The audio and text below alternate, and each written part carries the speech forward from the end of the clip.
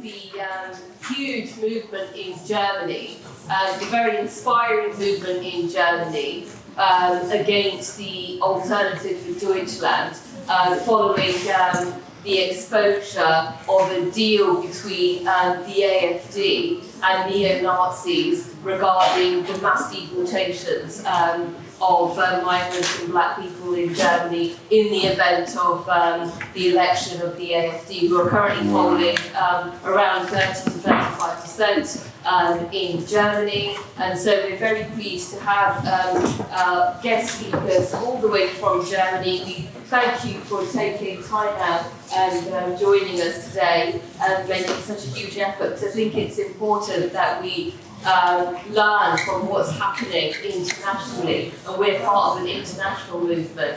It's not just about what's happening here. So without further ado, I'd like to introduce, have I got this correct? Olaf Plenke? Yes? No, Olaf Plenke? You, Plenke. Olaf Plenke. Apologies if that's not quite correct. Representing the NGG, which is a food workers union based in Eastern, he's the Eastern Germany regional secretary, and he has been part of this movement against the AfD. Very, very pleased to have you here. Please give up a very warm welcome.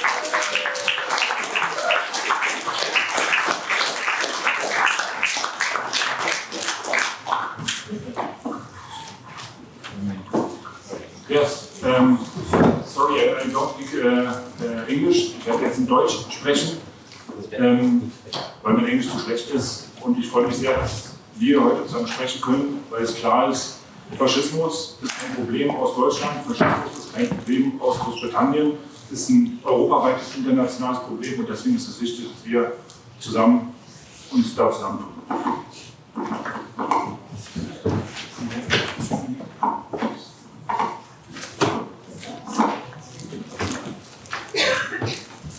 Olaf apologises that his English isn't very good.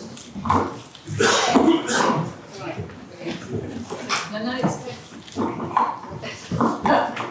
There's reasons for two of us, which might become obvious. Anyway, Olaf is going to speak in German because he said that English isn't good enough. I haven't really made persuading as it is, so me and Sasha are going to try and do the best between us. He's very pleased to be here. Fascism isn't a German problem, it isn't a British problem, it is an international problem. Und ich spreche hier für die NGG als Gewerkschaft. Die NGG ist in Deutschland ist eine kleine Gewerkschaft, aber die streikfreudigste Gewerkschaft, insbesondere in Ostdeutschland, haben wir in den letzten Jahren viele Arbeitskämpfe erfolgreich gewonnen. Trotzdem gibt es einen riesigen Rechtsruck in Ostdeutschland und das ist das Problem, über das ich heute sprechen will. Olaf is speaking for the NGG, which is a food workers union, mainly based in Eastern Germany, but it is the most combative union and enjoys fighting back, and that is that's really important in the circumstances where there's been a huge shift to the right inside Germany. Wir erleben in Deutschland in den letzten Wochen die größte Protestwelle gegen Nazis, gegen eine extrem rechte Partei, die sich in Deutschland in den letzten Jahren herausgebildet hat. Das sind die größten Proteste, die es in Ostdeutschland gibt seit der Revolution 1989. They've been experiencing the biggest protests ever in Germany against the Nazis, and in particular in Eastern Germany, there's the biggest protests which are taking place since the turn, coming down the wall and the turn in 1989, the revolution in 1989. Und Auslöser für diese Proteste war ein geheimes Treffen zwischen Politikern der AfD, einer neuen extrem rechten Partei in Deutschland, und Neonazis, wo sie gemeinsam darüber beraten haben, wie sie Menschen, die irgendwann mal nach Deutschland gekommen sind oder sich hier nicht assimiliert haben, Deutschland angeblich, wie sie aus Deutschland vertreiben können. Das Stichwort heißt Remigration, aber was nichts anderes meint als Deportation. The trigger for all the demonstrations was the leaking of a meeting which took place of Nazis and the new party, the AfD, which there was a discussion about how to kick out the non-assimilated Germans and people who are illegal immigrants in Germany. Und diese Proteste hat keiner geplant. Es gab Berichte darüber in den Medien und auf einmal haben angefangen, in verschiedenen Städten Leute auf die Straße zu gehen. Und wir haben riesige Proteste erlebt. Über 1,5 Millionen Menschen sind in den ersten 2 Wochen nach dem Bekanntwerden dieses Geheimtreffens auf die Straße gegangen und die Proteste halten bis heute an. Nobody planned these protests. People started going out into the streets all over the place and building a protest. And to date, there have been 1.5 million people who've been out on the streets, and the protests.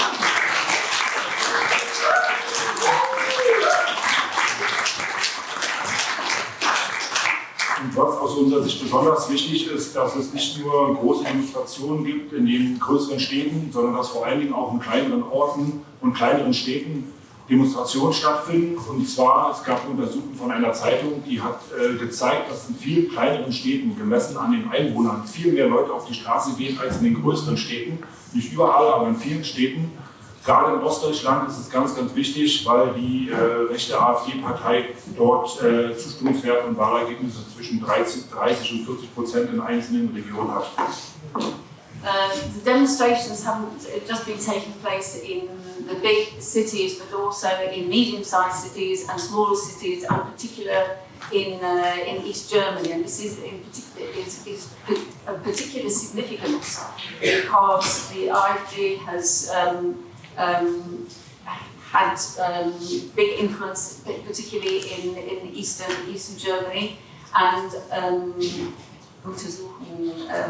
research has actually shown that there's a disproportionately higher number of people demonstrating in East Germany compared with the population than in other parts of Germany, and that is particularly significant because of the roots of the AfD in the East.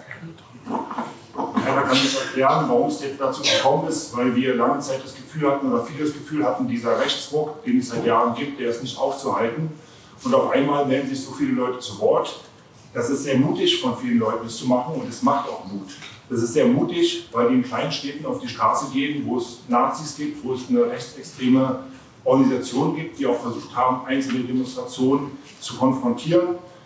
Ich habe mit mehreren Kolleginnen und Kollegen aus kleineren Orten bei uns gesprochen, und trotzdem sind so viele hingekommen, und es macht Mut den Leuten dort, dass die Proteste praktisch im Zentrum der AfD-Hochburg stattfinden. They're not quite sure why this has been happening, because they thought that the shift to the right was so deep. And what Olaf emphasises is the way in which it is both extremely courageous of people in these places to go out on the streets and challenge the Nazis, but it also creates courage amongst other people. And he's talked to a whole number of colleagues about this fact, because that people have actually experienced quite a lot of intimidation from the AfD, but really is so important that the courage which people have actually shown and the courage that it is creating people to protest. Und diese Proteste bewirken halt ganz viel, weil in kleineren Orten waren viele Leute sich unsicher, gehe ich zu diesen Protesten hin? Kommen da 50 Leute bei uns in der Stadt? Wenn man weiß, dass da 100, 200 Nazis ankommen, ist nicht einfach, aber statt 50 Leute waren in vielen Orten 500, 700, 1000, die sich an den Protesten beteiligt haben. Und das haben viele aus der Vereinzelung herausgeholt, und auch die haben gesehen, ich habe von einer gehört, sozusagen, die hat gesehen, das ist ja jeden Morgen, wenn ich jogge, die ich morgen sehe, die ist auch da. Ich bin nicht allein. Und das war das Gefühl, was wir lange Zeit hatten. Und genau, das ist ganz wichtig, der Faktor, dass wir diese Situation jetzt hoffentlich fortführen können und dass wir nicht wieder in den alten Zustand zurückfallen. Olaf describes the way in which if you're going to go to a demonstration and you think you're only going to be one of 50 and there's actually going to be several hundred of people, Nazis opposing you, then it's really, really difficult to do. But what people have discovered is that they go out on the demonstrations, and the demonstrations have been 500, 700, 1,000 people strong, and so people have begun to see that, that's the person I see every morning when I go out jogging, that's the person who, is jogging at the same time as me. So it's creating this sense of a big mobilisation. I just wanted to come back to ask Olaf, I missed the statistic that you gave, which is important. In East Germany, the extent of the election results and the proportion that the AfD were getting. So I should have said this before, that in certain parts of East Germany, the AfD has been, in elections, have been getting between 30 and 40% of the vote. And therefore what is happening now is of commensurate significance. And what he hopes is that they'll actually be able to build on this and push back and move to the right. Was wichtig zu sehen ist zu den Wahlergebnissen, dass wir in den letzten Wahlen hat die AfD einzelne Bürgermeister gewonnen. Und da war es aber teilweise so, dass die Wahlbeteiligung nicht hoch war, weil die Frustration und die Enttäuschung ist sehr groß bei den Menschen. Und da gehen 50% der Leute zur Wahl, 38% wählen die AfD, aber 38% sind nicht 38% der Leute, die da leben. Aber die Situation, der Eindruck, der da war, ist, dass die AfD alles bestimmt. Und dazu gibt es jetzt ein ganz, ganz großes Zeichen dagegen. Es war viel Mut, die bisher leise waren und dachten, sie sind da rein. In recent elections, where the turnout has been very low, perhaps 50, but the elections have resulted in AfD mayors being elected, giving the impression that actually the AfD were the majority, even though maybe only 50% of the electorate had gone out to vote, but they won 38% of that 50%, and so giving the impression that they were the majority. So this is what's been happening with the demonstrations is really, really important for showing that they aren't the majority, and that there is that people aren't alone, they're not being anti-racist on their own. Der Rechtsruck, den wir in Deutschland in den letzten Jahren erleben konnten, hat zwei zentrale Ursachen. Darauf will ich kurz eingehen. Das eine ist eine soziale Polarisierung und Krise in der Gesellschaft, insbesondere in Ostdeutschland. Wir haben große Abstiegsängste bei Teilen, vor allem in den ländlichen Räumen und den Industriearbeitern, weil Strukturwandel stattfindet, weil viele Arbeitsplätze verloren gehen, zum Teil unbezahlte Arbeitsplätze. Und in Ostdeutschland haben wir nochmal zusätzliches Problem, dass wir dort nach wie vor geringere Löhne haben, längere Arbeitszeiten in vielen Bereichen. Das hängt auch mit der Schwäche der Gewerkschaften zusammen. Wir haben uns in einzelnen Betrieben jetzt daran was ändern können, aber insgesamt sind die Gewerkschaften noch zu schwach und das merkt man in Ostdeutschland und diese Verzweiflung und auch die Enttäuschung und Perspektivlosigkeit, das ist der Nährboden, auf dem die AfD gewachsen ist in Ostdeutschland und auch Gesamtdeutschland. There are two reasons for the shift to the right, which has been taking place over the last few years. There's been a huge social polarisation because of the extent of the crisis and the crisis. One part of that is the huge loss of jobs and the restructuring of industry and so forth, and the other is that still in the East, wages by and large are lower than they are in the West, because the unions have not been fighting to change that, even though there have been some successes in terms of establishing equal wages. But of course this leads to the combination of the loss of jobs and the differential in terms of having lower wages actually leads to people despairing and what was the word? Leads people into despair. Yeah, that's right. Und es gibt noch einen zweiten Faktor, das ist der starke Rassismus, der sich in den letzten 2 Jahrzehnten entwickelt hat in Gesamtdeutschland und der im Osten besonders fruchtbaren Boden findet. Nach dem 11. September haben wir einen starken Anstieg vom antimuslimischen Rassismus, wie es auch in anderen Ländern der Fall ist. Und wir haben noch eine zusätzliche Situation, dass wir einen rassistischen Diskurs vor allen Dingen aus den Mitte der bürgerlichen Parteien seit ungefähr 10, 15 Jahren in Deutschland haben. The second cause of the massive shift to the right is the consistent racist discourse, which there has been over the last number of years, particularly in the East, which started. What date did it give? 9/11. Which started ever since 9/11 with the rise of anti-Muslim Islamophobia, particularly driven by the bourgeois party. Weil in Deutschland gibt es kaum, in Ostdeutschland gab es bis vor einigen Jahren kaum Migrationserfahrung, weil durch die alte DDR kaum Menschen in das Land rein durften. And in Eastern Germany, there's hardly any, over the years there's been hardly any migrants because nobody was allowed into East Germany.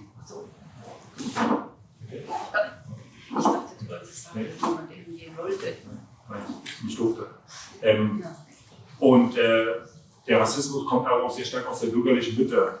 Im Jahr 2010 hat Thilo Sarrazin, ein SPD-Politiker und ehemaliger oberster Chef der Bundesbank, der obersten Bank in Deutschland, öffentlichen Bank, ein Buch geschrieben. Das heißt, Deutschland schafft sich ab.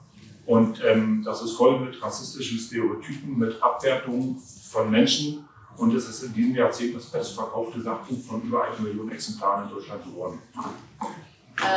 In 2010, Sarrazin wrote a book which is entitled Germany Abolishes Itself, which was the best-selling non-fiction book of that particular year. And he was a former head of the Bundesbank.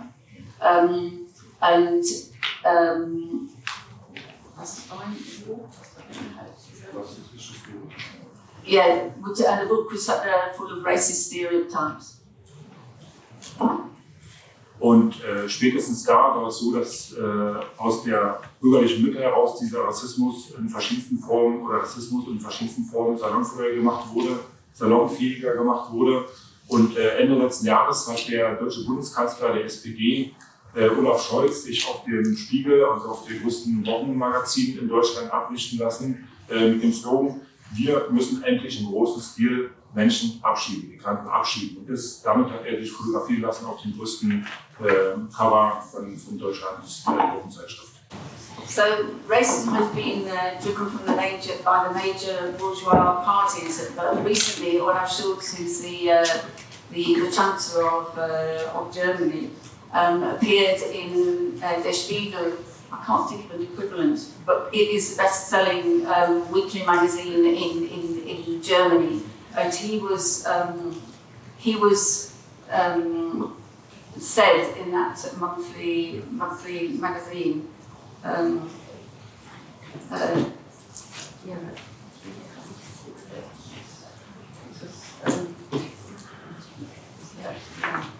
We need to kick out, his slogan then was, we need to kick out migrants on a massive scale. Diese zwei Faktoren, die soziale Krise und der Rassismus, hat den Nährboden für den Aufstieg der AfD bereitet.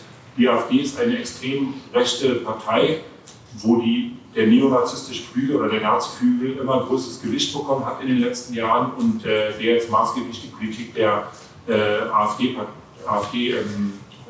bestimmt, die ursprünglich mal als eurokritische Partei oder eurokritische Partei gestartet war. In recent years, a new party, the AfD, has been developed originally as a party which was critical of the European Union, within which there were a number of neo-Nazis. But over recent years, the neo-Nazis have come to get more and more influence inside this party and come to dominate inside the party. And so really it's sorry. Und ich versuche mal ein bisschen kürzer, weil wir schaffen sonst die Zeit, glaube ich, nicht. Wichtig zu sehen, die AfD hat keine sozialen Antworten auf die Krise. Sie war gegen die Erhöhung des Mindestlohns in Deutschland, ist gegen Tarifverträge. Sie ist dafür, dass Leute länger arbeiten, aber sie schafft es mit nationalistischen Parolen, den Unmut der Leute aufzugreifen. Und dazu müssen wir eine Alternative aufzeigen. Right, this party has no answer or solutions to the problems which people face. They're against the minimum wage, they're against high wage increases, but they are, so even though they haven't got any answers to the crisis that people face, they are managing to win people on a nationalistic basis. Deswegen sind die Proteste jetzt ganz wichtig, dass sie noch weitergehen und dass der Druck, dass die AfD wieder stärker isoliert wird. Die AfD hat geschafft, sich in den letzten 1,5 Jahren von den Mitgliederzahlen stärker aufzubauen. Das war lange Zeit nicht so und deswegen ist es ganz wichtig, dass es jetzt diese Bewegung gibt. Es wird Ende Juni einen großen Parteitag von der AfD im Ruhrgebiet in Essen geben und dort sind auch Proteste geplant. So these protests are really, really important because a very long time the AfD wasn't able to increase its numbers of members. So it's really more recently it has been able to. And so what's really important is the isolation of the AfD as a party, and so the protests actually continue. And to this end, the AfD has actually got its conference in Essen. And big protests are planned outside that conference. Den Hintergrund der Zustimmung der AfD habe ich versucht aufzuzeigen. Und der Rassismus gepaart mit einer fehlenden, mit einem Gefühl von Machtlosigkeit, von fehlender Perspektive, ist sozusagen der Nährboden für den Aufstieg der AfD. Und deswegen so the background to the rise of the AfD is this racism plus the sense of powerlessness which people have inside society.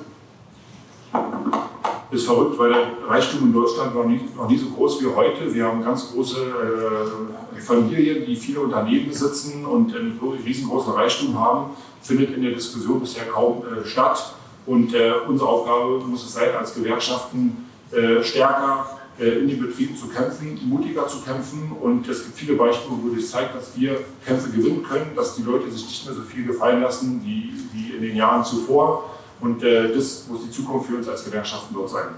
And the absurdity of the situation is that the wealth in Germany has never been greater than it is today, and controlled by a small number of families. But this never comes out in the recent.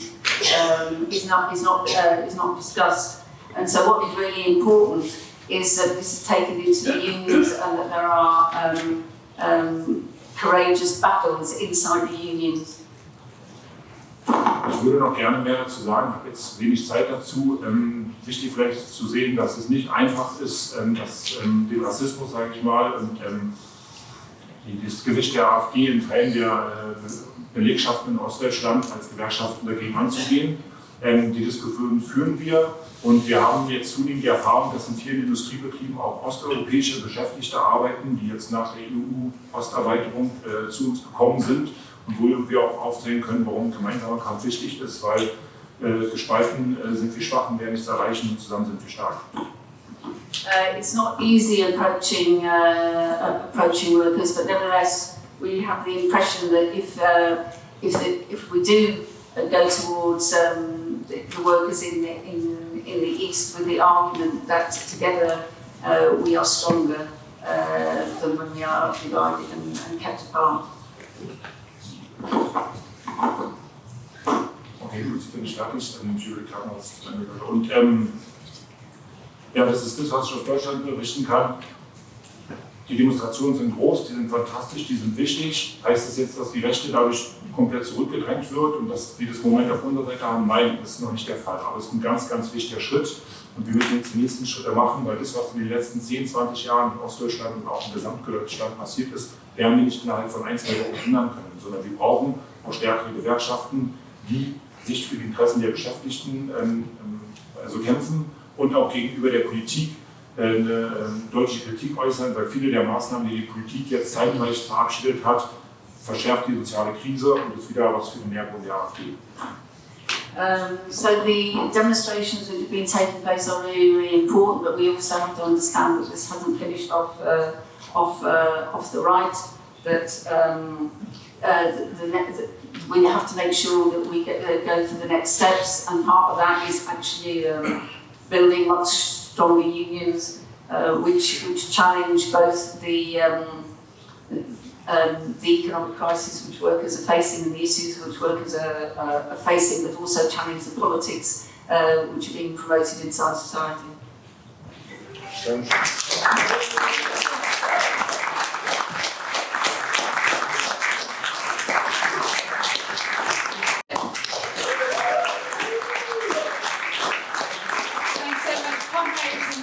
I just say, in the job 10 days now, what a privilege it is to be able to come here this afternoon and address you. I think what we've heard in all the panel discussions that I've been involved in today is that the far right are emboldened. They're obviously bolstered by the likes of Rishi Sunak and Suella Braverman, and some of the incendiary language that we're hearing has only inflamed that division further. So when refugees and asylum seekers are likened to a swarm and a hurricane, the inevitable consequence of the total dehumanisation of some of the most desperate people in the planet is something that we're bound to see. And thrown into that, a catastrophic cost of living crisis, the effects of which have been felt by so many now, and you have a really deadly mix that means there's fertile ground for the far right to grow. The stats show that we've got a long way to go, and it's not just about standing up for racism. More than a third of people from ethnic and religious minorities have experienced racially motivated physical or verbal abuse. A panel of UN experts said that black people in the UK are living in fear due to structural, institutional and systematic racism, and a 2-year research project found that Britain isn't even close to being a racially just society. These revelations and so many others paint a really grim picture, but I think what came out of certain panel discussion that I was involved in is we can't just sit back and rely on Labour to provide a silver bullet. A change of government isn't going to automatically address all of our ills, and that's why events such as this one are so important in terms of the ongoing campaign. It's why my union PCS takes all of this so seriously. I want to just, in the time I've got, talk very briefly about the some of the appalling issues that the government has foisted upon our members, and something we've been able to do to great effect in the last 2 years is take a stand against the government's appalling treatment of asylum seekers. The government asked our members in the border force to turn back boats packed with asylum seekers in the Channel and send them back to France. It was an unbelievably cruel and dangerous policy, and our members wouldn't stand for it. With legal action,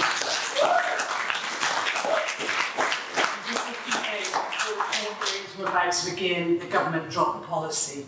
I'm incredibly proud of what we achieved, but we can't rest on our laurels because, of course, the government came straight back for another go, and this time with one of the most heartless and downright nasty policies that they've come up with yet. The Rwanda policy would see asylum seekers deported to Rwanda, where their claims would be assessed. Rather than opening our arms to the desperate and the vulnerable, this rotten government wants to kick them onto a one-way flight to a country 4,000 miles away, and that's grotesque. Again, it was our members in the Home Office and the Border Force who were being asked to carry out that policy, and what was so good about this campaign is it came from those members. It was those members that came to us and said, we're not prepared to implement this policy, will our union back us? It's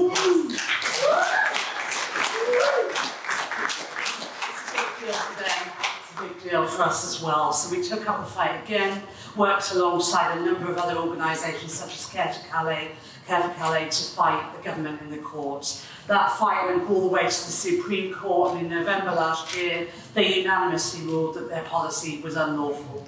That was a momentous victory, and everybody who was involved and supported that campaign should be so proud. But of course, the government is trying to revive the doomed Rwanda plan, and let me be clear, PCS will challenge them and keep on fighting every step of the way.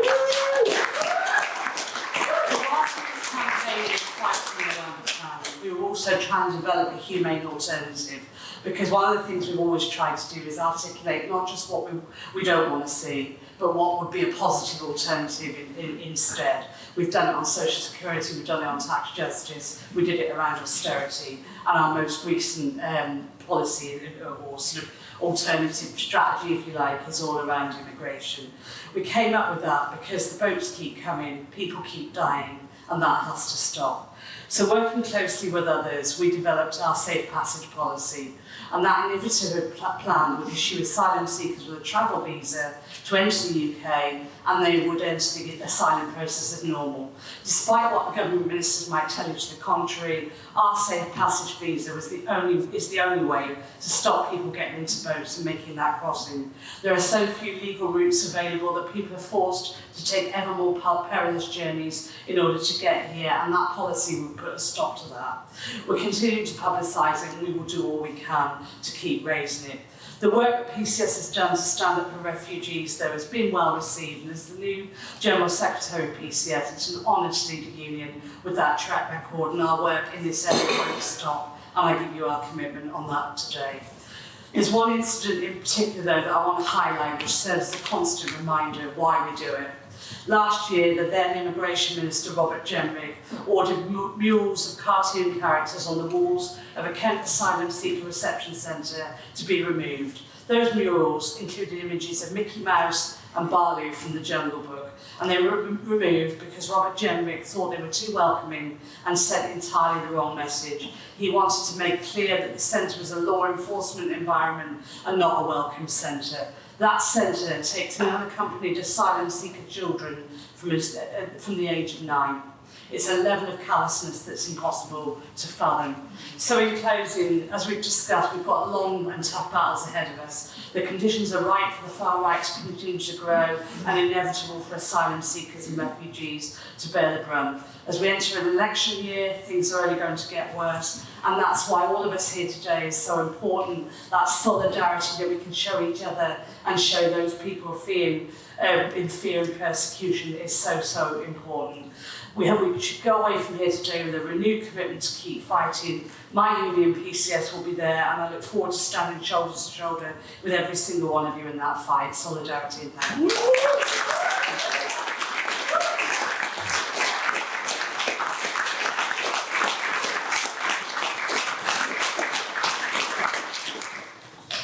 Thanks very much, Fran, and thanks to the PCS for its outstanding work in campaigning against the Rwanda policy and defending asylum rights. So thank you very much for speaking here on this panel. Very short notice, very pleased to have you here, and thanks to PCS once again. So I'd now like to move on to our next speaker. I'd like to welcome the General Secretary of ASLEF Union, who has also played a massive role in supporting anti-racism work and has been outstanding in supporting the work of Stand Up to Racism. Please give a very warm welcome to Mick Whelan.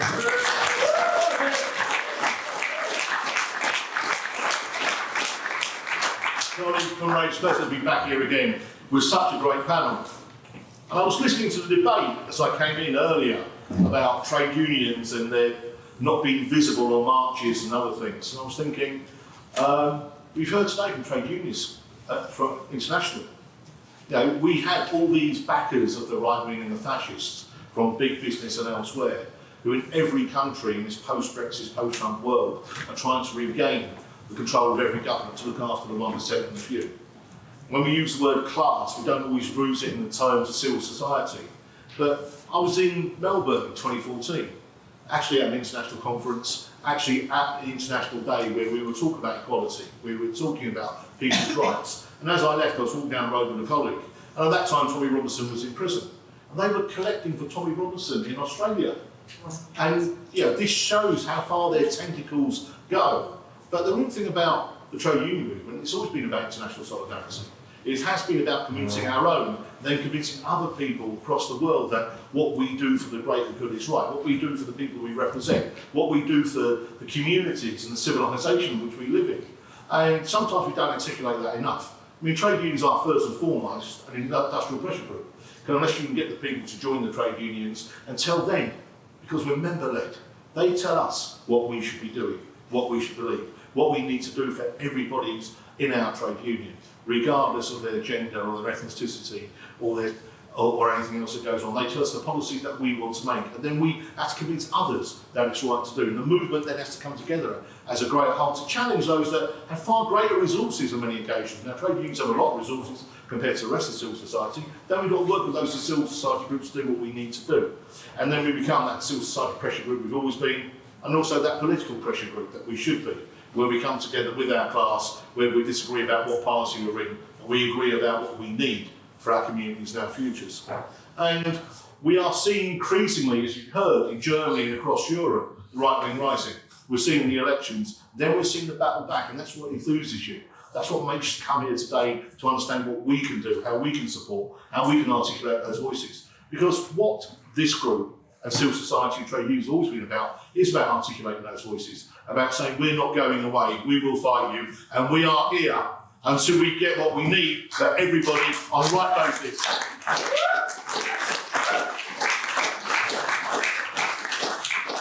I'm thinking of getting a badge done, because we do like badges on the railway, you know what we're like, there's a badge for this and a badge for that. My colleague from Cheshire Front Row is laughing, badge for Palestine. But I'm going to get one saying woke wanker. So I've decided I'm a woke wanker. Every time somebody uses the word woke outside of its original term of being awake or aware, right, I think, are you a racist? Are you a homophobe? Are you a misogynist? So I need a little badge just to tell them that I'm not one of them, don't waste my time unless I convince you you're bloody well wrong. Because that's what we need to do. We need to take them on comically. We need to take them on in every way in which we can, and we do that. But we've heard today, from both ends of this table, right, that the government legitimising the rhetoric. I mean, and we have to clean our own house internally as well.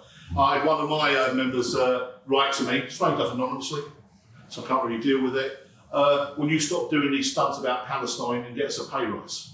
These aren't stunts. We're talking about children dying. We're talking about people being destroyed. So obviously we have a way to go internally about what we need to do and where we are. But at the same time, who's challenging the government on their rhetoric? You know, every time I pick up, you know, a feed somewhere, it's about a government minister who's about hate marches. Marches asking for peace, marches asking for humanity and dignity, marches asking to stop killing children, right, aren't hate marches. And unless we can start getting control of that narrative, right, and get our narrative out there, we are failing in what we do. Right, these people should never ever, any one person that called any of those marches or anything associated with Rwanda, Palestine or anything else, in that terminology, should never be elected to any government again. Has no right to rule over us, has no right to make laws for us, and does not represent us or the people in this room.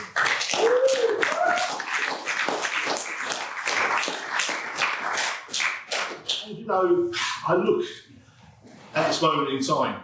Apparently, they don't like railways at the moment, but I'll deal with that another day. They like motorists, but also their only policy seems to be anti-immigration.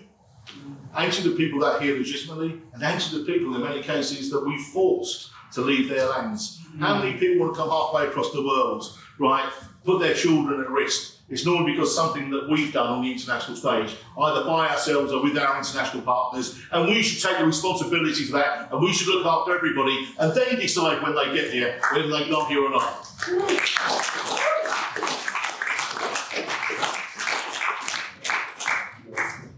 So, we will march, we will fight, we will campaign, we won't go away. But also at the same time then, when we talk about ourselves, let's not forget that we are trade unions. It's great for Fran and I and other trade unions to stand up here and say what we believe, what our members tell us we believe. But we're in danger of being in silos. The danger is the people we represent that don't say what they think. The people that don't vote the way that we do.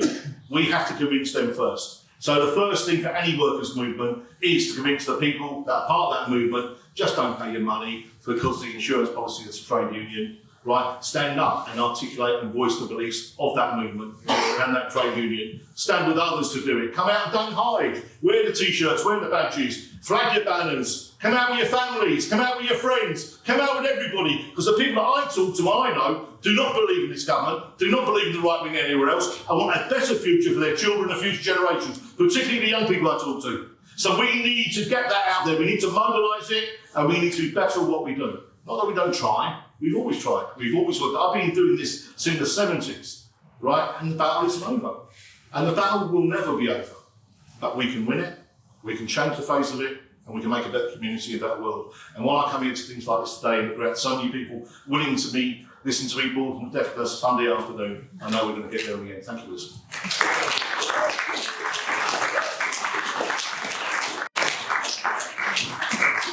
Thank you, and I'm really pleased to be here today. Thank you, Mick. Really to recommit ourselves to combating racism, not just within the education sector, but within society at large. So how do we do that? How do we build that anti-racist movement today? We do it through our actions individually and collectively. And in a world where racial inequality persists, it's imperative we take decisive action to ensure that everyone lives in an environment free from discrimination, from prejudice and bias. In a country with a government that legitimises racist rhetoric, and that pursues wedge issues and divide and rule tactics, we must stand together and fight back. We must fight for a better, different vision of our society. The NACWT recognise that education is one of the most powerful tools in dismantling racism, and through various programmes and initiatives, we work tirelessly to promote diversity and inclusivity within schools.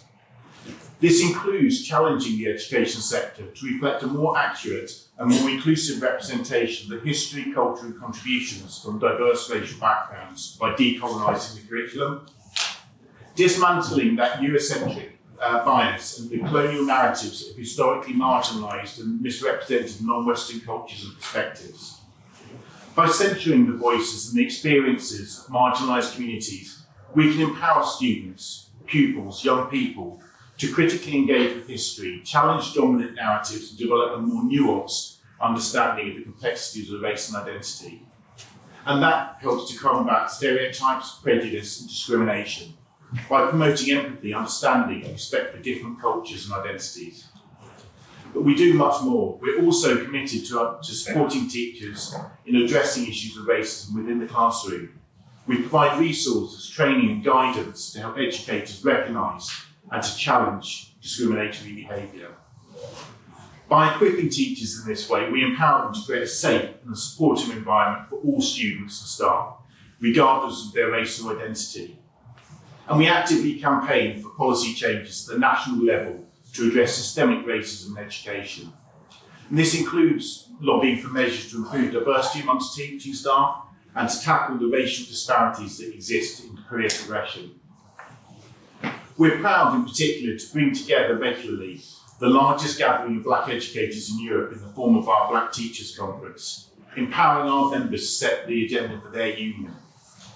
And last weekend, breaking new ground with our Aspiring Black Leaders Conference, identifying and addressing the barriers embedded in our schools and colleges and which lead to huge ethnic disparities in career progression.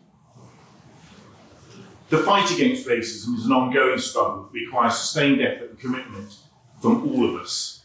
Examining our own organisations is crucial, as Sarah's just been talking about, including introspection, accountability and a commitment to addressing systemic biases and discriminatory practices.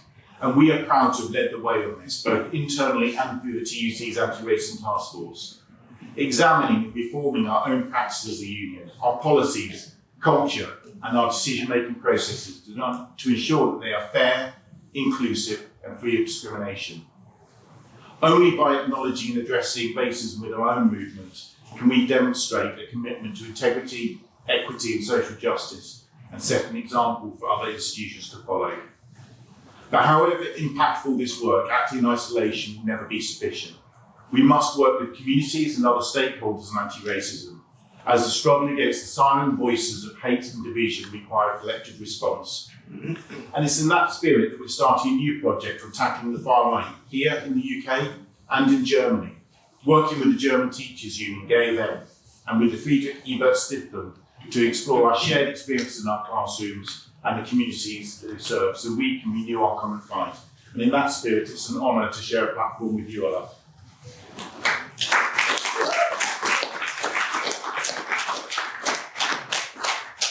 public awareness and grassroots activism play a crucial role in the fight against racism. Protests, marches and demonstrations serve as a powerful platform for raising awareness about racial inequality demanding systemic change.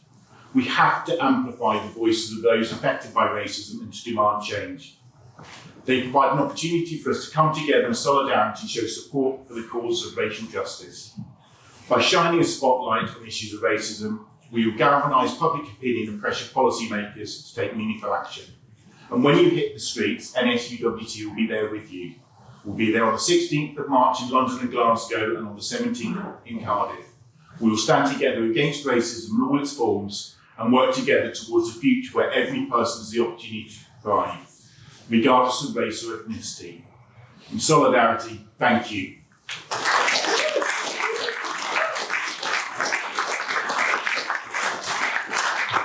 Speaker today. Please give a very warm welcome to Brian Richardson, who's here instead of Weymouth Bennett today. Thank you, Brian.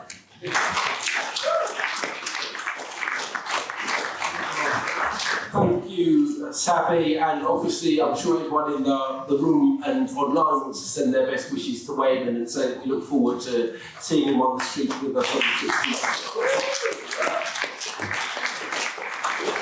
Good afternoon, comrades and friends. We're already almost 20 minutes past our advertised closing time, so I certainly don't intend to delay you for too long, not least because you've already heard a whole series of excellent, informative and inspirational speeches both in the plenaries and in the workshop sessions. So really all that remains is for me to do a few things. Firstly, I do want to thank all of you who are both here in person and have tuned in online. I'm sure all of you have busy and active lives as workers and trade unionists, and so it is a true measure of your commitment to standing up to racism that you're here when you could be spending well-earned time recuperating, resting, relaxing and enjoying yourselves elsewhere. Sadly, however, as the opening plenary and the workshop sessions and the speeches that you've heard from this platform during this session have demonstrated, it is critically important that we continue to reaffirm our commitment to standing up to racism. If you think about the past couple of years, we've seen an alarming growth and consolidation of racist far-right and fascist forces. You've heard from Olaf here from this platform about the growth of the Alternative for Deutschland in Germany. In Italy, another country with a very troubled past. We know that since October 2022, the Prime Minister, Giorgia Meloni, is from a party that directly descends from Mussolini. Later this year, we know that there will be elections here in Britain and in the United States, and in America, of course. There is a very real likelihood that Donald Trump will be re-elected as president. Donald Trump, a man who first launched his political career by sponsoring the birther movement, challenging the legitimacy of Barack Obama, a man who promised, his first electoral promise back then, wasn't it, was to build a wall to keep out Mexicans who he characterised as rapists and drug dealers, a man who in office defended the people who organised the demonstrations that led to the murder of the anti-fascist Heather Heyer, and who threatened to mobilise the National Guard to take on the Black Lives Matter demonstrators when they erupted in justified fury after the murder of George Floyd in 2020. And yet this is the man with a very real possibility of being re-elected as president in the United States. We've heard as well about our own government here in Britain, the government led by Rishi Sunak, which prioritises the demonisation of refugees and asylum seekers, the most vulnerable people in society. They prioritise the demonisation of those people above everything else that they do. We know that the general election, we don't know when it will be, but we know that the general election campaign, when it comes, will be utterly toxic and what will be front and centre of that electoral campaign. and therefore we know what we have to do. You're here, whether in person or online, because you know that what we do at every level matters. It matters what we do in our own workplaces. It matters what we do in our unions. It matters what we do in our communities, and it matters what we do in society at large. And that's why we have to ensure, and I'm sure that you will ensure, that today isn't simply a talking shop. Isn't simply something where we come together and feel a little bit more cosier because we're amongst people who share the same ideas as ourselves. But you will ensure that you go back to your workplaces, your unions and your local communities and ensure that we continue to build the fight against racism. We know that our workplaces are these spaces where we come together most often in all of our diversity. We know that unions must be at the forefront of the fight against racism. We know the workshop I attended talking about institutional racism in the workplace and so on. We know that there is much that needs to be done to make our workplaces, to make our unions better places for our Black, Asian and minority ethnic members. We cannot afford to be complacent, but we also know that there is a great deal that we can and should be proud about. We know that session was about tackling institutional racism. Why do we talk about institutional racism? Why was it put on the agenda? It was put on the agenda by the Stephen Lawrence Family Campaign all those years ago. And as Dr. Neville Lawrence himself said, through the dark years, when they didn't know where to turn, the organisations that kept them going, that literally underfunded the Stephen Lawrence family campaigns, was the trade unions. You heard from Fran about the most recent example, the example of members of her union standing shoulder to shoulder with Care for Calais and with Stand Up to Racism and ensuring that the government's Rwanda policy was declared unlawful. The best examples of what we can do when we come together. The best traditions of the trade union movement. Those things don't happen by chance, however. They happen because people like you, people in this room, people online, make it happen. Going back to your workplaces and union branches, your national unions, and ensuring that they are union policy, ensuring that they're the things that we implement. So let me finish on this note.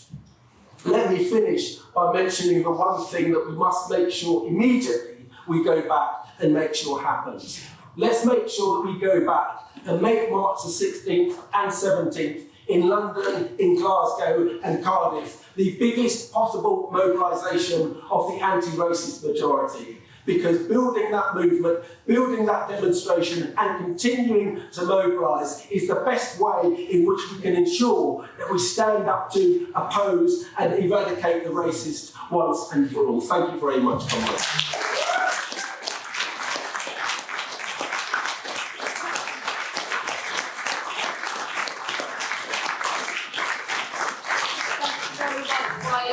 Before you all go, that was our final speaker, but I'd like to do one last thing. One more